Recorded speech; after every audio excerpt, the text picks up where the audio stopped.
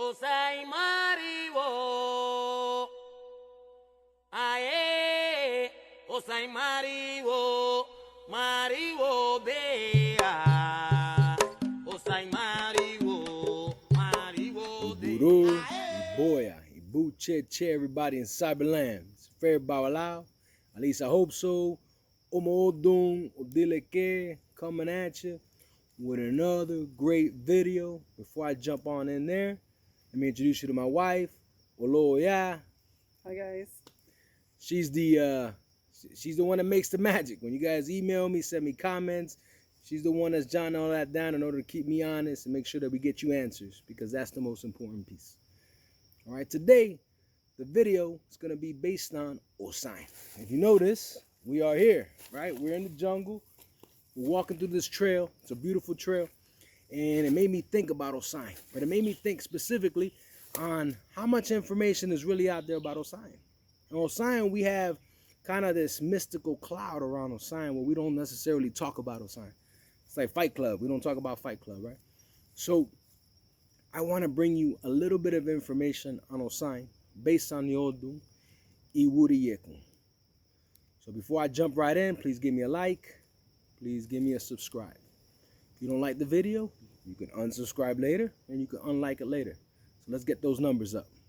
While I tell you the story, right, the sacred story, the Pataki, you're going to go on the trail with me so you guys can get some beautiful scenery as well and hear a great story. She's right, with us. So let's jump right in. All right, here we go. So what I want to share with you all when it comes to Iwori, it's the aspect of whenever we hear Iwori, we got to think about the Eguns, right? Iwori, and those who have that sign or maybe see that sign during a consultation, we want to make sure that we truly understand that there is a Egun that is plaguing us. There is something that's kind of sucking our life force away and can affect our health, can affect our well-being. But more importantly, there's aspects of sexual desire, temptations when it comes to sexual desire. So Iwori talks a lot about that. So when we talk about something with Iwori, there's a lot of aspects of Egun, right? So within the diaspora, when we talk about Eguns, right, we always associate palo. We talk about prendas, right? Luceros and whatnot. So what I want to do is I want to show you the relationship between Osai and the Eguns through the lens of Iwori. So here we are. So the Pataki begins with an Osainista. And for many of you, an Osainista is a person who has Osai, a person that has learned the secrets of Osai and has learned how to use the herbs in order to manipulate medicine and manipulate, I guess, life in general. Because everything comes up to the leaves. It comes up with herbs, trees, everything matters. Which is why in Palo, we use sticks a lot, right? A lot of sticks, a lot of herb work, a lot of dirt work, a lot of earthly materials we use. So, with that said,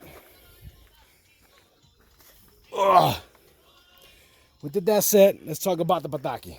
So, in this Pataki, we talk about the aspects of Osainista, who was very great, very powerful, and he's sitting in his hut, right? He's sitting there, and he's in this tribe. He's very well known, very well respected. Now, a female comes along and asks for help. This female is coming from another village. He'd never seen her before, and all of a sudden he falls madly in love with her. To the point where many religious people need to understand that before we decide to select a life partner, right, it's very important to make sure that we're checking on that communion. And is that communion going to benefit us? So he did that. As an Osainista, he went to Osai. And he asked his Osai, hey, is this woman going to benefit us, right? Now, here's where the Egun aspects come in. With Osai lives many different prendas. And we can talk more about that later on people who are, no kidding, part of Palo and have Osain and our babalaos. But anyway, he asks, and the prenda answers. Okay, the prenda says, hey, nah, she doesn't suit you. She is not good for you. So the Osainista did not listen to the advice. The Osainista decided to keep her around. The Osainista decided to teach her some of the secrets to Osain in order for her to better understand Osain, with the perception that if he did that she will grow closer to him, grow closer to Osain, and that way Osain and the prendas will be better receiver. And they will say yes. So, based on the fact that he did that, little by little, what happened was she later on had no interest with him, right? She was now becoming a he, because one of the major taboos about Osain is women are not consecrated into the secrets of Osain.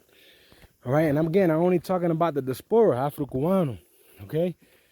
That doesn't happen, all right? And if we give something of Osain, right, which is not the secrets, it's a weedle. It's a weedle, all right? A little circular coconut shell with secrets inside. Now, in Oyekun, that is all they given, but it only happens after they go through the menstrual cycle and they stop purging their body of toxins and whatnot. So that menstrual cycle leaving is very important. So as it went on, he shared the secrets. Okay, she started to convert herself to a man where her desires no longer lied with the Osainista. Her desires were laying with women, right? She started to like women. And in the story, he was starting to get impotent. His life force was getting sucked out of him based on his betrayal to Osain and his betrayal to the Eguns. With that, he began to go blind. He began to go deaf. And the story's moral is, hey, you cannot give secrets away. So, with that said, just want to make sure I share that Pataki with you. Osainista falls head over heels. Boom. They say no. He says yes. Share secrets. And boom, there we go. And there's an old saying, right, in my ile and within the spiritual community, that closed mouths don't catch flies. You got to keep quiet. The things you see doesn't mean that's the things you need to speak of. Sometimes we got to keep secrets, and that's important. So with that said, hopefully you guys enjoyed this Pataki about the Osainista, about the woman and the relationship with women and Osain, and why some of the taboos are, hey, we just can't share those secrets. So with that said, Iburu, Iboya, Ibucheche, I hope you enjoyed the scenery. Hopefully you enjoyed the story. And that's Iwori for you. So with that said, like, share, shoot me an email. As always, my wife and I are tuning out as we finish our trail. Iburu, Iboya, Ibucheche. Ae, Osai Mariwo. Ae, Osai Mariwo. Mariwo be.